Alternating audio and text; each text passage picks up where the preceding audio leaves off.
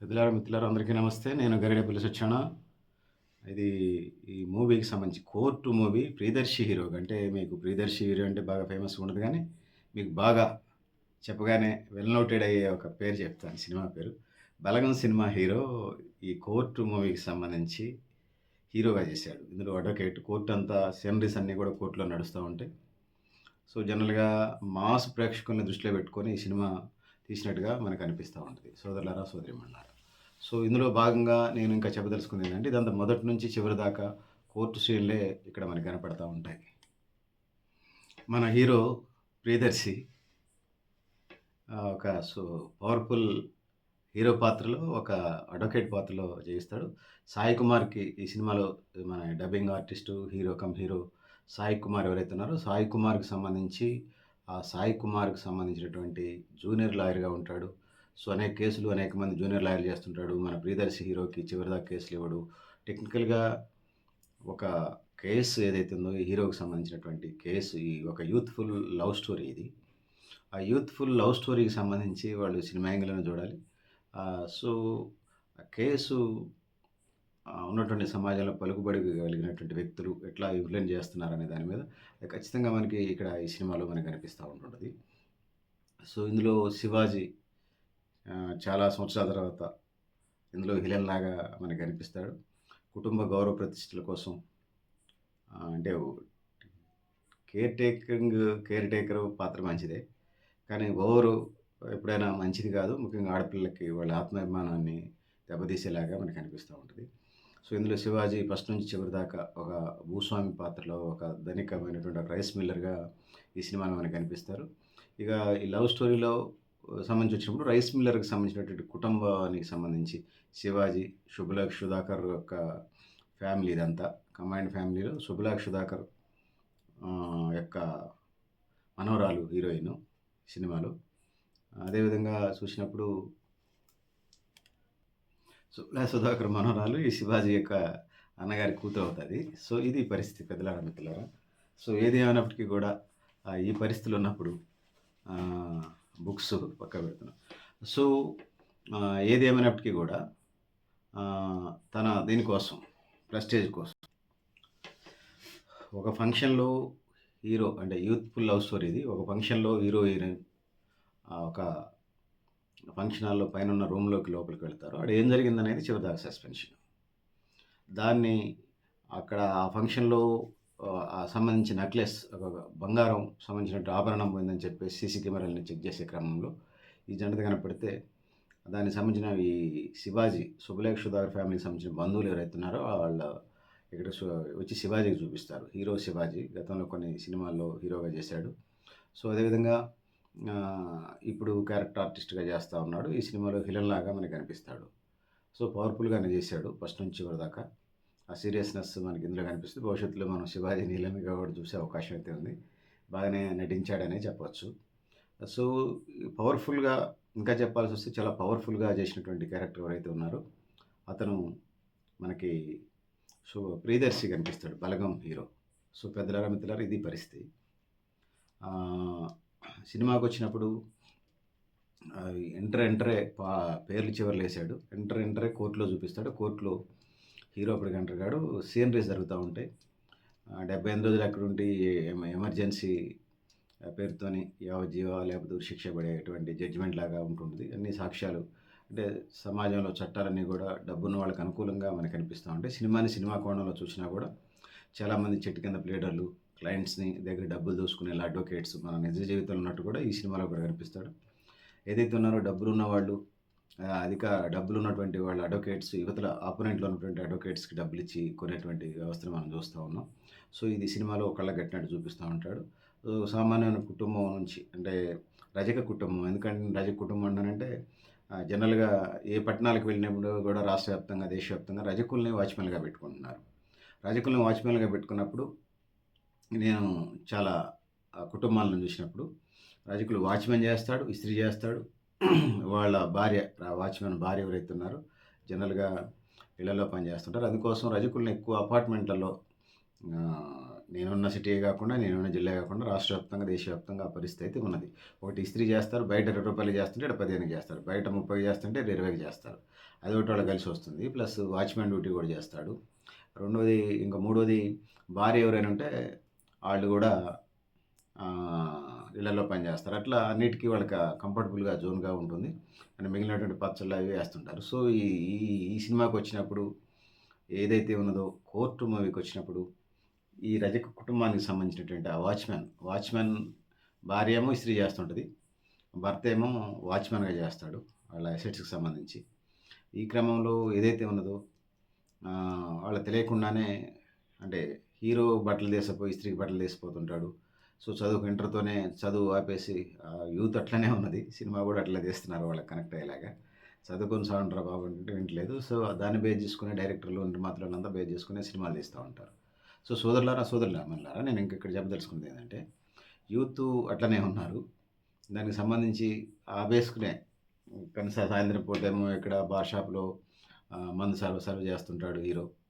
Morning అవర్స్‌లో SIM కార్డ్‌లు, cell ఫోన్‌లు అమ్ముతా ఉంటాడు. వివిధ కంపెనీలకు సంబంధించి ఎక్కడికక్కడ పార్ట్ టైమ్ జాబ్ లాగా వ్యవహరిస్తా ఉంటాడు. ఈ క్రమంలో హీరోయిన్‌తో పరిచయం అవుతుంది. హీరోయిన్ కూడా ఒక కంబైన్డ్ ఫ్యామిలీ నుంచి వచ్చి శివాజీ, శుభరాజ్, సుధాకర్ కుటుంబం నుంచి వీళ్ళు ఓ సందర్భంలో కనెక్ట్ అవుతారు.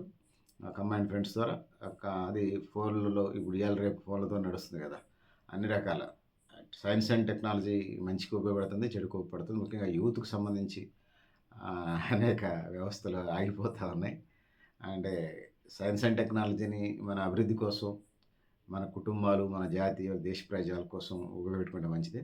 సో, ఇప్పుడు సైన్స్ అండ్ టెక్నాలజీలో సెల్ ఫోన్‌లు వచ్చేసి మొత్తం వ్యవస్థనే చిందరవందర చేసిందనేది మనం చెప్పుకోవచ్చు. సో, ఇందులో కూడా హీరోయిన్ ప్రేమలో పడతారు. సో, కోర్ట్ హాల్ నుంచి ఏం జరిగిందనే క్రమానికి సంబంధించి వచ్చినప్పుడు వాళ్ళ వెర్షన్ 2 సార్లు చూపిస్తారు. వాళ్ళిద్దరు లవ్ చేసుకోవటం హీరోయిన్ ఈ కోర్టు సినిమాలో. సో, ఏదైతే ఉన్నో శివాజీ దృష్టికొచ్చినప్పుడు వాళ్ళ మీద కేసు పెట్టించి, సాక్ష్యాలు ఫస్ట్ నుంచి చివరి దాకా సాక్ష్యాలను మెయింటైన్ చేయటం, చాలా పవర్‌ఫుల్ అడ్వకేట్‌ని పెట్టుకోవటం. సో, తిమిని బమ్మిని చేయటం. కత్తితోని పొడిచినోడు కూడా అసలు అతనికి కత్తే తెలియదన్నట్టుగా అడ్వకేట్స్ వాదిస్తా ఉంటారు. నేను ఆహ్, లా జాయిన్ అయినప్పుడు ఎరుగుతాను నేను. సరే కొంత గ్యాప్ వచ్చింది ప్రెజెంట్ అయితే. లా సంబంధించినటువంటి ఇదిలో కోర్ట్ సెషన్స్‌కి వెళ్ళేవాడిని. మధ్యలో కొంత వెళ్ళిన ఛానల్ స్టార్ట్ చేసిన తర్వాత ఈ ట్రస్ట్ బాధ్యతలు ఇవన్నీ కొంచెం బిజీగా ఉంది. ఎప్పుడైనా ఛాన్స్ ఉంటే అడ్వకేట్స్ మిత్రులతో కలిసి కోర్టు హాల్ లోపల ట్రయల్స్ జరిగేటప్పుడు కూర్చున్నటువంటి సందర్భం. కొన్ని ఫ్రెండ్ సర్కిల్‌లో ఉన్నప్పుడు కొన్ని ఇంపార్టెంట్ కేసులలో ట్రయల్స్‌లో కూర్చున్నాను ఈ మధ్య కాలంలో. సో, ఈ పోక్సో యాక్ట్ పెట్టి అంటే అమ్మాయికి 17 సంవత్సరాల 17 సంవత్సరాల అంటే 18 సంవత్సరాల తర్వాత మైనారిటీకి సంబంధించి పోక్సో యాక్ట్ ఇయన్నీ పెట్టేసి రకరకాలుగా అడ్వకేట్స్ వేసే ఒక పవర్‌ఫుల్ అడ్వకేట్‌ని పెట్టి ఆ విధంగా ఆడపిల్లలకు సంబంధించి సెక్యూరిటీ కోణంలో చేసుకుంటే పోక్సో యాక్ట్ అంటే 18 సంవత్సరాల లోపు అంటే వాళ్ళకి సంబంధించి. పోక్సో యాక్ట్ అది వేరే సంగతి. పోక్సో దాన్ని పెట్టాల్సిందే. ఎప్పుడు ఈ సినిమాకి సంబంధించి అది వర్తించదనేది డైరెక్టర్ చూపించాడు. జనరల్‌గా పోక్సో యాక్ట్స్ ఉద్దేశ్యం ఏందంటే ముఖ్యంగా ముక్కుపచ్చలారని 4, 5 సంవత్సరాల పిల్లల నుంచి ముసలి వాళ్ళ దాకా అనేక రకాల అఘాయిత్యాలకు పడుతున్నారు, అత్యాచారాలకు పాల్పడుతున్నారు. ఇవన్నీ ఉన్నాయి. సో, పోక్సో యాక్ట్ ఉద్దేశ్యం మైనారిటీ తీరినటువంటి పిల్లలు ఎవరైతే ఉన్నారో గర్ల్ చైల్డ్‌కి సంబంధించి, వాళ్ళకి సంబంధించి పోక్సో యాక్ట్ పెడుతున్నారు. దాన్ని చైల్డ్ రైట్స్ యాక్టివిస్ట్‌గా దాన్ని నేను మద్దతిస్తా ఉన్నాను. గతంలో ఇచ్చా, ఇప్పుడు ఇస్తాం, భవిష్యత్తులో బతికున్నంత కాలం నేను పనిచేసే వేదికలు పోక్సో యాక్ట్ ఉద్దేశ్యం, ఎయిమ్స్ అండ్ ఆబ్జెక్టివ్స్ వేరు. కాకపోతే వాళ్ళు ఆ పాయింట్ పట్టుకొని తీశారు. పోక్సో యాక్ట్ బేస్ చేసుకొని చేస్తారు. సో, పోక్సో యాక్ట్ ఉండాల్సిందే. ముఖ్యంగా కన్ను మిన్ను కానటువంటి అమ్మమ్మ, నాయనమ్మ కల్చర్లు ఏదైతే ఉందో ఆడపిల్లని చిన్నచూపు చూసేటువంటి అనేక అఘాయిత్యాలు, అత్యాచారాలు చేసేటువంటి కల్చర్ పోవాలంటే చట్టాలు బలంగానే ఉండాలి. పోక్సో యాక్ట్‌ని సమర్థిస్తూనే ఈ సినిమాకి సంబంధించి వచ్చినప్పుడు అనేక మంది తెలియనితనం ముఖ్యంగా చిన్నపిల్లలకు సంబంధించి ఛాతీ మీద చేయి వేయటం, లేకపోతే షీట్‌కి సంబంధించి వెనక భాగంలో, ముందు భాగంలో చేయి వేయటం. చిల్డ్రన్‌కి సంబంధించి వచ్చినప్పుడు వాళ్ళకేం తెలుస్తుంది? వైవాహిక జీవితానికి సంబంధించి శృంగారపరమైన అంశాలు తెలియనితనం పిల్లలకి. అందుకోసమే పోక్సో యాక్ట్ ఉండాలని మనం చెప్తా ఉన్నాం. సో, పోక్సో యాక్ట్ ఉండాల్సిందే. పోక్సో యాక్ట్ వ్యతిరేకంగా నేను చైల్డ్ రైట్స్ స్టేట్ లీడర్‌గా కూడా అది ఉండాల్సిందే. ఉండాలని కోరినోళ్ళలో నేను కూడా ప్రధానమైన భాగస్వామి. భవిష్యత్తులో కూడా ఇది కొనసాగాలి. సో, పోక్సో యాక్ట్‌కి సంబంధించి బేస్డ్‌గా ఈ సినిమా నడుస్తుంటది. ఈ క్రమంలోనే కొంత ఎంటర్‌టైన్‌మెంట్, కొన్ని జోక్స్ ఇవన్నీ నడుస్తా ఉంటాయి సినిమాకి సంబంధించి వచ్చినప్పుడు. సో, ఈ క్రమంలో మొత్తం కోర్టు తప్ప మరొక రకంగా అనిపించదు. ఈ కేసుకు సంబంధించి ఒక భూస్వామ్య వర్గాల నుంచి, ఒక మిల్లర్స్ నుంచి, ఒక సామాన్యుడు, ఒక వాచ్‌మ్యాన్, ఒక రజక ఇంటి ఆ వ్యక్తి హీరోగా ఉంటాడు. ఆహ్, ఇదిని వీళ్ళు ఒప్పుకోరు. సో, ఈ క్రమంలో వాళ్ళు ఇతన్ని లేపోతే యావజ్జీవ శిక్ష 14 సంవత్సరాలు ఉంటుంది గదా! సరే ఆ 14 సంవత్సరాలంటే 7 సంవత్సరాలు పగులు, 7 సంవత్సరాలు రైత్రితోనే అట్లా సత్ప్రవర్తన అట్లా రిలీఫ్స్ ఉంటాయి. సో, ఒక మనిషి జీవితంలో ఒక సంవత్సర కాలం అంటే కూడా చాలా ఎక్కువే. సత్ప్రవర్తన ఇయన్నీ ఎట్లున్నా గూడా. సో, ఏదన్నా అట్లాంటి పరిస్థితికి జడ్జిమెంట్ వచ్చినప్పుడు హీరో ఈ కేస్‌ని టేకప్ చేయటం. అంటే సాయి కుమార్ వాళ్ళ సీనియర్ అడ్వొకేట్ దగ్గరికెళ్తే బిజీగా ఉండటం. ఇతనే ఒక కేసైనా వాదించాలని చెప్పేసి మన ప్రియదర్శి హీరో వచ్చి ఆ కేసుని డీల్ చేయటం. ఆ కేసుని అప్పటికే స్టడీ చేసి అందులో ఉన్న లూప్ హోల్స్‌ని ఐడెంటిఫై చేసి, సాక్ష్యాలను పెట్టి, మన సాక్ష్యాలను చెప్పించి, ఆర్గ్యుమెంట్స్ జరుగుతా ఉంటుంటే జనరల్‌గా సెక్షన్‌లనేవి Indian penal code, criminal procedure code జనరల్‌గా చదివినే మళ్ళీ చూడాలి బుక్స్. నేను అన్ని సెక్షన్‌లు చెప్పాలంటే అది కార్యక్రమం. సో, ఇండియన్ పీనల్ కోడ్‌ని న్యాయ సంహిత ఏదో చేసినట్టుంది కదా! బీజేపీ గవర్నమెంట్ వచ్చిన తర్వాత. సరే. పేర్లు మార్చినా కూడా వాటికి సంబంధించి పనికిరాని బూజు పట్టిన పాత చట్టాన్ని తీసేసి కొత్తది ప్రక్షాళన చేస్తా ఉన్నారు. మంచిదే. అట్లాంటి వాటిలో బీసీ ఉపకులాలకు సంబంధించి, ఒంటరి సమాజ వర్గానికి సంబంధించి, లేకపోతే ఇతర బీసీ ఉపకులాలు, ఎస్సీ ఉపకులాలకు సంబంధించి బ్రిటిష్ వాళ్ళ గవర్నమెంట్ కాలంలో కొన్ని కులాల్ని వాళ్ళు దొంగలుగా ఏసి దాన్ని చట్టాలు చేసినటువంటి పరిస్థితులు. అలాంటి బూజు పట్టిన చట్టాలను తీశారు స్వాతంత్రం వచ్చిన తర్వాత. తిండి లేనప్పుడు, పేదరికంలో ఉన్నప్పుడు ఎవరేం చేస్తున్నారనే దాని గురించి అట్లా ఉంచాలి. సో, స్వతంత్రం వచ్చిన తర్వాత నెహ్రూ కొన్ని చట్టాలు తీశారు. తర్వాత వచ్చినటువంటి కాంగ్రెస్, బీజేపీ ప్రభుత్వం కొన్ని బూజు పట్టిన చట్టాలు తీసి కొత్త వాటిని పెట్టారు. అయితే ఈ సందర్భంలో నేను మీకు పవర్ఫుల్ ఒక చిన్న స్టోరీ ఒక 2 నిమిషాల్లో చెప్పేస్తాను. ఎవరు దొంగతనాలు చేస్తున్నారు, ఎవరు డకాయిట్లు చేస్తున్నారు అనే దానికి వచ్చినప్పుడు ఫ్రెంచ్ కథల్లో జీనో జానో అనేటువంటి ఒక హీరో ఉండేవాడు. జీనో జానోకి అప్పటికే జీనో జానో చెల్లెలు భర్త చనిపోయి ఉంటాడు అప్పటికే. చెల్లెలు కూడా చనిపోయే ముందు వాళ్ళ నలుగురు పిల్లల్ని, ఆ రోజుల్లో అట్లనే ఉండేది ఆ కథలు రాసేటప్పుడు, పిల్లలు ఎక్కువ మంది ఉన్నారు కదా! నలుగురు పిల్లల్ని జీనో జానో చెల్లెలు ఎవరైతే ఉన్నారో ఫ్రెంచ్ హీరో, జీనో జానో చెల్లెల్ని చనిపోతూ ఆ నలుగురు పిల్లల్ని జీనో జానో దగ్గర పెడతాడు. జీనో జానో ఒంటరివాడు, బ్రహ్మచారి. అప్పుడు జీనో జానో ఆ నలుగురు పిల్లల్ని అంటే మేనల్లుళ్ళు, మేనకోడలను చూసుకోవాల్సినటువంటి కర్తవ్యం అది. ఇద్దరు మగ పిల్లలు, ఇద్దరు ఆడపిల్లలను చూసుకునే కర్తవ్యం ఉంటుంది. జీనో జానోకి పని దొరకదు. ఫ్రెంచ్ హీరో జీనో జానోకి. పని దొరకనప్పుడు అతను తనంటే పెద్దవాడు కాబట్టి ఒక రోజు, 2 రోజులు తినకుండా ఉండగలడు మంచినీళ్ళు తాగి. కానీ పిల్లలు ఆకలితో అలమటిస్తున్న క్రమంలో పని దొరకనప్పుడు తను ఫుడ్ దొంగతనం చేస్తాడు. ఫుడ్డుని. కొన్ని రొట్టెల్ని, కొంత ఫుడ్‌ని దొంగతనం చేస్తాడు. దొంగతనం చేసి పిల్లలకు పెడితే వాళ్ళు సంబంధించిన యాజమాన్యాన్ని కంప్లెయింట్ చేయటం, జీనో జానోని కోర్టులో సబ్మిట్ చేయటం. సబ్మిట్ చేసినప్పుడు జీనో జానో దొంగతనం చేశాడనేది నిజం. దొంగతనం చేశాడు జీనో జానో. ఫ్రెంచ్ కథల్లో హీరో అతను. మనకి కథలు ఉన్నట్టుగా వాళ్ళు కూడా కథలున్నాయి ఫ్రెంచ్‌లో. జీనో జానో దొంగతనం చేసింది నిజం. కానీ ఏ పరిస్థితిలో చేశాడు? అది దేశం, కాలం, సమాజం ఉన్నటువంటి పరిస్థితుల రీత్యా పిల్లల్ని పోషించుకోవటం చేశాడు. సో, నేను ఆ మధ్య తెలుగు రాష్ట్రాల్లోనే మొత్తం కలిపి కొడితే మొత్తం 2000 ఉండదు. ఆ కేసుని 20 ఏళ్ళు, 30 ఏళ్ళు నడిపించారట. చాలా కామెడీగా ఉంటాయి కొన్ని కొన్ని కేసులు. సో, మన సినిమాకొచ్చినప్పుడు అది ఫ్రెంచ్ కథలో జీనో జానోకి జడ్జిమెంట్ మీరేమైతే ఇస్తారో కామెంట్ బాక్స్‌లో రాయండి. తన మేనల్లుళ్ళు, మేనకోడళ్ళ కోసం హీరో దొంగతనం చేశాడు. దొంగతనం చేసి దాన్ని కోర్టు చేసి జైలు దాకా పంపిస్తారు వీళ్ళు. ఆ కథల్లో స్టోరీ అది. మీరైతే జీనో జానో చేసింది రైటా, రాంగా కామెంట్ బాక్స్‌లో రాయండి. సో, ఇది అయితే సినిమాలోకొచ్చినప్పుడు ఈ విధంగా నడుస్తున్నటువంటి క్రమంలో ఈ జైలు దాకా వెళ్ళినటువంటి దాన్ని హీరో ప్రియదర్శి వాదించుకుంటూ వస్తాడు. ఏదైతే Indian penal code, criminal procedure code న్యాయ సమితిగా మారినా కూడా మెయిన్ స్ట్రీమ్ అదే ఉంటుంది కదా, పేరు మారినా కూడా.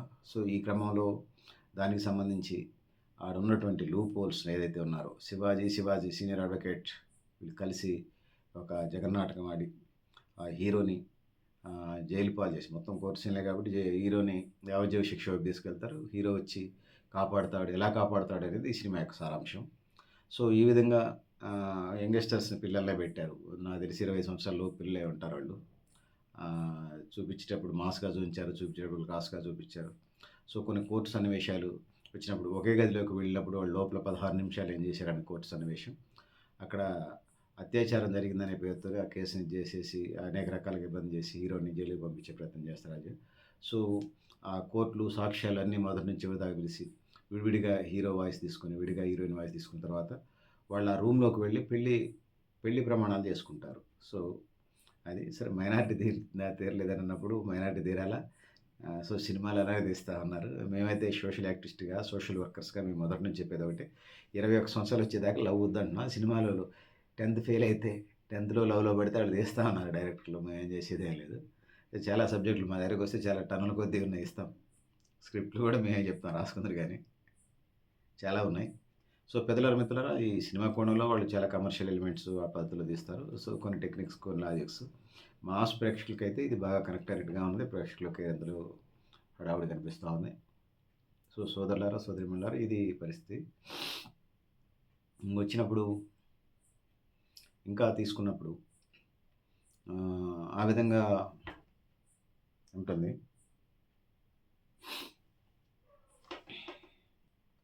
సో, ఆ 16 నిమిషాలు ఇందులో ప్రధానమైనది ఆ 16 నిమిషాలు. అది కోర్ట్ సీన్స్ అన్నీ అవి నడుస్తున్నాయి. 16 నిమిషాలు వాళ్ళు ఒక విధమైనటువంటి అక్కడేం జరగలేదు. ఒక విధమైనటువంటి ఇది పెళ్లి చేసుకున్నారనేది, పెళ్లి ప్రమాణాలు చేసుకున్నారనేది మనకు కనపడతా ఉంటది. ఈ క్రమంలోనే హీరో వాదించి సాక్ష్యాల్ని జనరల్‌గా నేను కోటేసుకుంటే నాకే సివిల్ అంటే ఇంట్రెస్ట్, సివిల్ మ్యాటర్స్. జనరల్‌గా నా వాయిస్ ఇవన్నీ నాకు లాలో క్లాసులు చెప్పిన వాళ్ళంతా కూడా నువ్వు క్రిమినల్ లాయర్ అయితే బాగుంటుందని అంటారు. ఆర్గ్యుమెంట్స్ బాగుంటాయి నీవని. మీ మధ్యకాలంలో మిత్రులు చెప్తా ఉన్నారు. గొంతు కూడా బాగుంది. ప్రిపేర్ అయ్యి చెప్తే ఇంకా బాగుంటుందని చెప్తా ఉన్నారు. అందుకోసం కొంత కళ్ళెమ్మట నిద్ర లేకుండా ఛానల్ వచ్చిన దగ్గర నుంచి కొంచెం రాసుకోవటం, చదువుకోవటం ఇవన్నీ చేయటం పెద్ద నిద్రలో ఆగారం లేకుండా అవుతుంది. క్షణం తీరిక లేనటువంటి పరిస్థితుల్లో ట్రై పెడతా ఉన్నాం. సో, ఈ పరిస్థితులన్నీ ఉన్నాయని తెలియజేస్తాను. సో, ఏదైనా మిత్రులారా, పెద్దలారా సినిమాని సినిమా కోణంలో చూడాలి. ఎందుకంటే సినిమాని పైరసీ చేయొద్దు. అదేవిధంగా ఈ సినిమా ప్రియదర్శి ముందుండి నడిపించాడని చెప్పొచ్చు. ఇంకా అనేక మనకు సుపరిచితమైనటువంటి తెలుగు క్యారెక్టర్స్ ఇందులో మనకు కనిపిస్తాయి. క్యారెక్టర్ ఆర్టిస్టులు. సో, కుటుంబంలో ఉన్నటువంటి పరిస్థితులు, ముఖ్యంగా యూత్ లవ్‌లో ఎట్లా పడుతుంది, సెల్ ఫోన్ల వల్ల బాగుపడుతున్నారా, నష్టపోతున్నారా, ఈ కాలేజీ విభాగాల్లో, స్కూల్ విభాగాల్లో ఏం జరుగుతుందనేది మనకు కొంత చూపించే ప్రయత్నం చేశాడు డైరెక్టర్. సో, కథని ముఖ్యంగా గ్రామీణ నేపథ్యాన్ని ఒక చదువుకునే పిల్లలకు సంబంధించి ఇంకొక స్టోరీ చెప్తాను సినిమాకి సంబంధించి ఆయన. మా బంధువుల్లో నాకంటే జూనియరే వాడు వాళ్ళ పాపకి సంబంధించి మేముండే చెప్పాలి మీకు కొన్ని. ఆడపిల్లలకు సంబంధించి జాగ్రత్తలు కూడా తీసుకోవాలి. వాళ్ళ పాపని ఖమ్మంలో చదివిస్తున్నాడు. నేను పని నుండి చాలా సంవత్సరాల క్రితంలేండి. పని నుండి రైల్వే స్టేషన్‌కి వెళితే ఆ పాపని ఏరేవాడు ఫాలోఅప్ చేస్తా ఉన్నాడు. నాతో చెప్పిన అది.